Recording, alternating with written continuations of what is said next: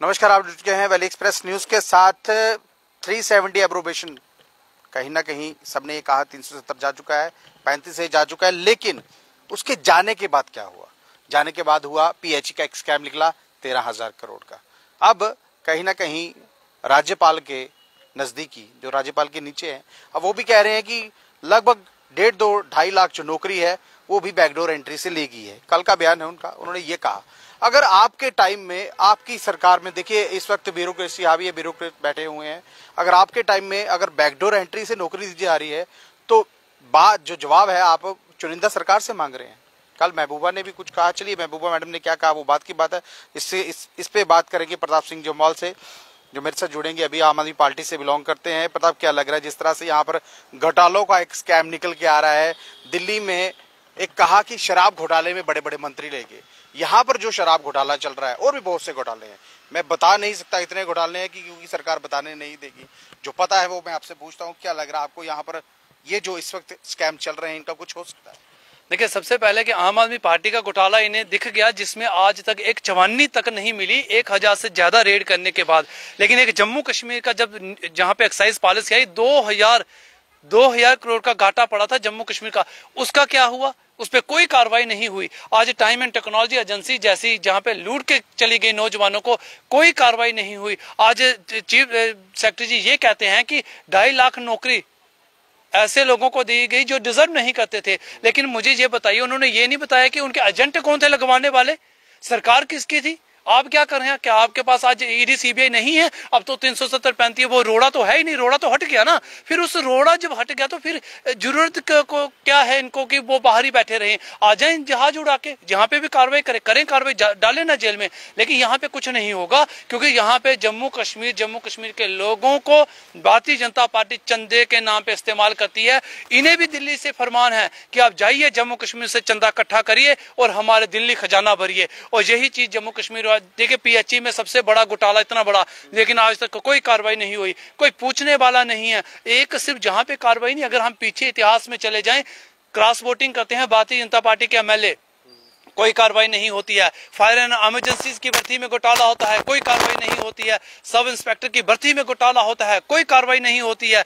जहां पे बड़ी सारी, मैं कह रहा हूँ, बड़ी से एपटेक जैसी कंपनियां, आप देखिए घोटालों की सूची बहुत बड़ी है, लेकिन यहाँ पे कार्रवाई नाम की कोई चीज नहीं है। वही मैं आपको रोकूंगा, माफ कीजिएगा। यहाँ पर यह भी कहा गया है कि लगभग 30 से 32 हजार जो नौकरी है ना वो युवा को दी गई है, ये उपराज्यपाल बोल रहे थे। और ये कह रहे थे गरीब को बिजली का बिल नहीं देना पड़ेगा, जो बिल है वो मध्यम वर्ग से ऊपर जो लगा वही देगी। क्या लग रहा है, जहाँ 100 वार्ड का बल्ब था 100 वार्ड से 9 वार्ड पर ले आए, लेकिन बिजली के बिल लगातार बढ़ते चले गए? देखिए, बिजली का बिल, मुझे बताइए, बिजली का बिल जो लोगों से ढंग से लेते तो लोग देते हैं ना।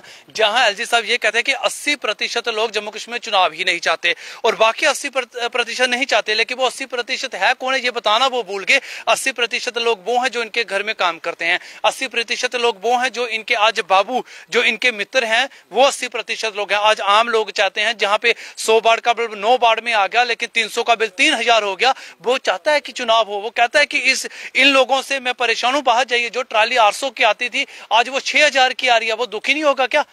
मुझे बताइए, आपने शराब माफिया, माइनिंग माफिया, आपने सड़कें वही रखी लेकिन पीली पट्टी डाल के आपने जजिया लेना शुरू कर दिया। सड़क टूटी हुई लेकिन टोल आपने लेना शुरू कर दिया। सड़कों की बात की, सड़कों, देखिए सड़कें जो बन रही है ना, स्मार्ट सिटी प्रोजेक्ट्स में सड़कें बन रही है, लेकिन फिर भी एक आंकड़ा आया है, 1 साल के अंदर 100 से ज्यादा जो लोग हैं रोड एक्सीडेंट में मारे गए हैं।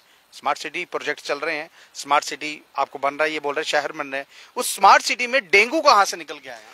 देखिए, ये इंतजार कर रहे हैं कि एक बुखार वो है जो भारतीय जनता पार्टी को सत्ता का चढ़ा हुआ, एक बुखार वो है जो आजकल लोगों को डेंगू का चढ़ा, जिससे लोग मर रहे हैं। लेकिन इनकी आंख तब खुलेगी जनाब जब इनके किसी अधिकारी को, जहां भारतीय जनता पार्टी के किसी अध्यक्ष को, जहां उनके संगठन मंत्री को, जहां फिर शायद मेयर जी को बुखार चढ़ेगा, तब जाके। आज तक फॉगिंग नाम की कोई चीज ही नहीं है। हाँ, लेकिन ये धुआं चला रहे हैं, लोगों की आंखों में धुआं जरूर चला रहे हैं ताकि लोग सवाल ना पूछें। ऐसा तो नहीं कोई मच्छर अगर इनको लड़ गया तो ये बोलेंगे वो मच्छर कांग्रेस ही था? ये हमें हो सकता है अब ऑल पार्टी मीट हुई है तो शायद ये कह दें कि ये मच्छर भी विपक्ष की चाल है, क्योंकि हर बात पे जब इनसे कहा जाता है कि सिलेंडर महंगा हो गया, कहते हैं विपक्ष क्या कर रहा है, विपक्ष की चाल है। कोई भी बात देखिए, इन्हें दो ही चीजें आती हैं, जब विपक्ष की चाल जब कहते हैं पाकिस्तान। तो आज बड़ी हैरानगी की बात है कि जम्मू कश्मीर में जितने घोटाले हुए हैं इन पे कार्रवाई नाम की कोई चीज नहीं है, इन पे किसी तरह का कोई भी चीज, मैं कह रहा हूँ कोई कार्रवाई नाम की कोई चीज दूर की बात सोचिए। आज सीबीआई विजिलेंस कहीं नहीं, हाँ एक पटवारी पकड़ लेते हैं, तीसरे दिन आ जाता है रंगे हाथ पकड़ा गया। तो ये बड़े पटवारी जो लोगों के घरों की तिजोरियां खा रहे हैं, जो बिजली के नाम पे घोटाला, मुझे बताइए पहले आपने केबल तार डालना शुरू की, छोटे छोटे ट्रांसफार्मर लगाना शुरू किया, वो जल के जड़ गए ना। आज कहां गया वो घोटाला? क्यों नहीं बीजेपी के उप मुख्यमंत्री के पास था वो महकमा, क्यों नहीं कार्रवाई हुई? कोई कार्रवाई नहीं। जब नोटबंदी हुई बीजेपी के ही मंत्री थे जिनकी बीवी वहां जाके सोना खरीद रही थी, क्यों कार्रवाई नहीं हुई? सवाल जनता के दिल में है, सवाल पूछ रही है जनता। लेकिन आज मीडिया भी गोदी मीडिया हो चुकी है। दो टाइप की मीडिया है, एक मोदी गोदी मीडिया, एक वो जो बाकी लोकतंत्र की बात करें। तो बड़ी हैरानगी की बात है, आज लोगों को अपनी आवाज उठा तो रही है, लेकिन ये आज कानून को तोड़ के झूठी कार्रवाई, झूठे केस के नाम से आवाज को दबा रहे। आज आर्टिफिशियल लेक की 6 डेडलाइनें मिस हो चुकी हैं, कोई कार्रवाई नाम की कोई चीज नहीं है। टाइलें लगाते बाद में है, उखड़ पहले जाती हैं, कोई कार्रवाई नाम की चीज नहीं है। बिजली, आप कह रहे हैं ना बिजली की बात, मुझे बताइए जितने भी बिजली के बिल इन्होंने दिए, आज इनके स्मार्ट मीटर, डिजिटल मीटर, पुराने मीटर, फर्क क्या है? सिर्फ ये है कि नए जो डिजिटल मीटर, स्मार्ट मीटर जो लगा रहे हैं, इनकी रीडिंग इनके मुताबिक तेजी से दौड़ती है। जिस तरह से ये तेजी से घपला कर रहे हैं, माल कमा रहे हैं, उसी तरह से ये मीटर भी चल रहा है। 30,000 नौकरियों पर क्या कहेंगे? 30,000 नौकरी बाकी दी है। मैं कहता हूं एलजी साहब सही कह रहे। आज इनका गली प्रधान, मंडल प्रधान, उसके बाद इनका फेसबुक प्रधान, ट्विटर प्रधान, फिर उसका इंस्टाग्राम प्रधान। 30,000, मैं कहूँ 30,000 का आंकड़ा कम है, एक बार फिर वो समीक्षा करें। मुझे तो 30 लाख होगा। देखिए जम्मू कश्मीर में नौकरी किसी को नहीं दी। जब कुंवारों की सूची में जम्मू कश्मीर पहले नंबर पे है, तो आप वहीं से अनुमान लगा लीजिए कि कितनी नौकरियां दी होंगी। तो मुझे लगता है आज भारतीय जनता पार्टी जम्मू कश्मीर को, मैं सही कह रहा हूँ, इन बेचारों का दोष नहीं है, इनको एक जिम्मेवारी दी है केंद्र में बैठी इनकी सरकार ने और दिल्ली से ऑपरेट होने वाली भारतीय जनता पार्टी ने, कि आपको सिर्फ जम्मू कश्मीर से चंदा लाना है, इकट्ठा करके हमारी तिजोरी बनी है, आपको जो तनख्वाह हम देते हैं आप लीजिए और मुंह बंद करके रखिए। आज दिल्ली गए थे ये मीटिंग करने चुनाव की, अगलों ने इन्हें भगा के भेज दिया, चुनाव की बात नहीं कर पाए। तो ये लोग कहां बात करेंगे? जब उप मुख्यमंत्री बीजेपी का पाकिस्तान का शुक्रिया हो जाता तब नहीं ये बोले, पाकिस्तान जिंदाबाद के नारे लग जाते हैं तब नहीं ये बोले, बी पार्टी हो जाती है तब नहीं ये बोले, तो जब इतने घोटाले हो जाते हैं फायर इमरजेंसी की नौकरी में तब नहीं ये बोले। तो मुझे नहीं लगता ये बोलने वाले हैं। इसलिए आज जम्मू कश्मीर, बाकी जम्मू कश्मीर में लोकतंत्र खतरे में है, जम्मू कश्मीर का अस्तित्व, जम्मू कश्मीर की पहचान, जम्मू कश्मीर की एकता आज खतरे में है। और इसका कारण सिर्फ एक है, ये एलजी प्रशासन और बीजेपी, क्योंकि इन दोनों की सांठगांठ है। ये दोनों मिल बांट के खाते हैं, शाम को बैठते हैं 2000 मिल बांट के खाते हैं। इसलिए जम्मू कश्मीर की जनता आज रब भरोसे है। और मैं कहता हूं, उस मीडिया को भी कहना चाहता हूं कि जो भारतीय जनता पार्टी के प्रवक्ता का रोल अदा करते हैं, कि अपनी जिम्मेवारी निभाइए, अपना किरदार सही निभाइए। इस तरह से टुकड़ों से पलने से अच्छा है कि एक वक्त खाना खाइए लेकिन टुकड़ों पे पलना बंद कीजिए। बहरहाल बहुत बहुत धन्यवाद प्रताप हमसे बात करने के लिए। देखिए कहीं ना कहीं लास्ट में प्रताप ने बहुत अच्छी बात कही, एक वक्त खाइए लेकिन काम जो अपना ईमानदारी से कीजिए। ईमानदारी इसलिए बोल रहा हूँ, डेंगू जो है वो पूरे शहर में फैल चुका है।